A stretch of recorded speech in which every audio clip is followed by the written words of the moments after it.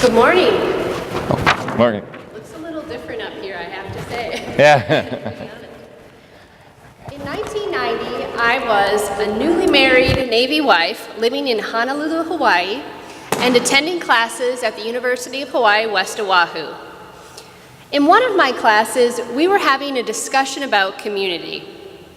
Now understand, this was a class of roughly 40 people. 2 of us were white and from the mainland, myself from Osseo, Minnesota, which is a suburb of Minneapolis, and Eric from a small town in North Carolina. The rest of the students were a mix of Hawaiians, Japanese, Samoan, and Chinese, and most had grown up in Hawaii.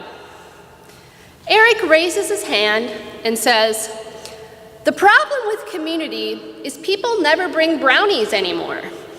To which I chuckled, and the rest of my classmates were very puzzled what he was talking about. When asked to elaborate, he explained that in his town, when someone new moved into the neighborhood, the rest of the neighbors would bring pans of brownies and treats, a practice that was also done in the neighborhood I grew up in. An astute student named Leilani asked if bringing the brownies resulted in inviting the neighbors in and sharing them. Eric paused and answered, "Well, no. You just drop off the brownies because you don't want to impose on the neighbors." Leilani explained that in her community, the gesture to welcome someone to the neighborhood was to invite the new neighbor into your home and to share a meal. The drop-off method seemed very impersonal to my classmates, and as one put it, "It almost seems like you're being very ingenuine." 27 years later, and I still think about this exchange. How many times have I invited a stranger into my home? How many times was I hesitant to invite someone because I didn't want to impose? Am I really engaging with my community? Or have I instead relied on polite gestures that show I care but keep an appropriate distance? What about all of those well-meaningful invitations, "We should have you over," that I always found an excuse not to follow through on? "Well, we're really busy. Our house isn't ready for company. I think they were just being nice. They really don't want to come over." Again, it makes me wonder how open and welcoming I am. My work as a social justice educator has taught me to ask some really tough questions about being open. Do I welcome people just as they are and just as I am? Or do I place expectations and conditions on my welcome, much like we see in the wedding gospel today? How would I react if no guests showed up, or if they showed up in appropriate dress? Worse yet, what if my house wasn't clean and they just dropped by? Have I built my own walls of safety, protection, and comfort only to exclude others around me? Do I view people who are different from me or have different beliefs on an equal playing field? The truth is, even after 15 years of doing this work, I still struggle with these questions. Does being open mean that I have to embrace people whose ideas and speech are hate-filled? People who have used racial slurs, spit on, and even compromised the safety of my loved ones? In the last year alone, I've watched my loved ones who were once filled with hope and empowerment now feel anger, mistrust, and fear. How do these questions translate to the church? Are our church doors really open and welcome to all? Like today's gospel, did we invite everyone and they aren't showing up? Why aren't they showing up? What's missing? Do we really even care that they didn't show up?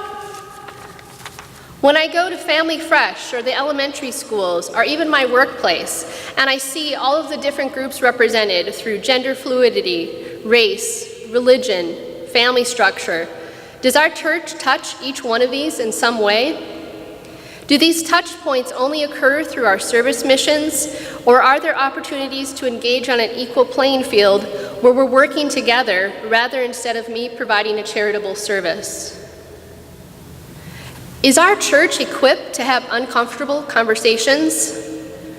Some people say that a church is not the place for this conversation, but I beg to differ. As members of the ELCA, we are called to have the hard conversations around social justice. It's one of the key reasons my family joined this church. Have we modeled for our youth how community, faith, and social justice can work together? So many of our youth are receiving the message that Christianity, openness, and social justice don't fit together.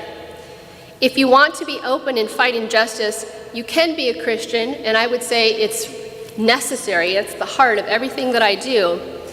It's really our collective responsibility to address these misconceptions that our youth have. Like some of you, I'm working through these issues every day. I've decided to do this by connecting with new communities, reconnecting with some old ones, and forcing myself to speak up even when I know that speaking out might mean the loss of another community. This kind of relationship building can be exhausting and frustrating, but it's also resulted in some of the most meaningful relationships I have in my life.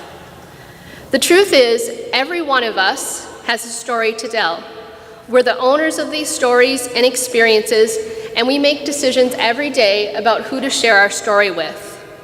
If you're lucky enough that someone chooses to share an experience, a story, or something about themselves, you need to cherish it, understand it, learn from it, and remember what a privilege it is that they shared a story with you.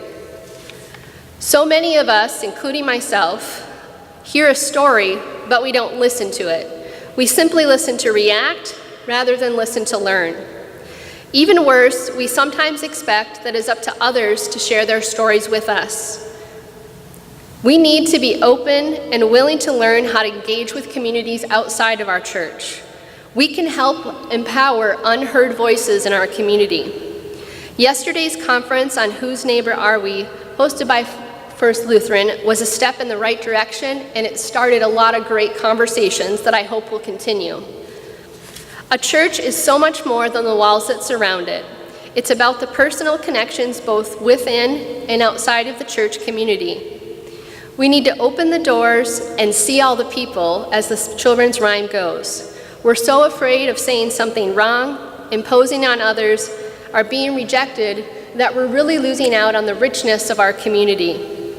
So I challenge you today to not only bring the brownies, but bring the people too. Thank you.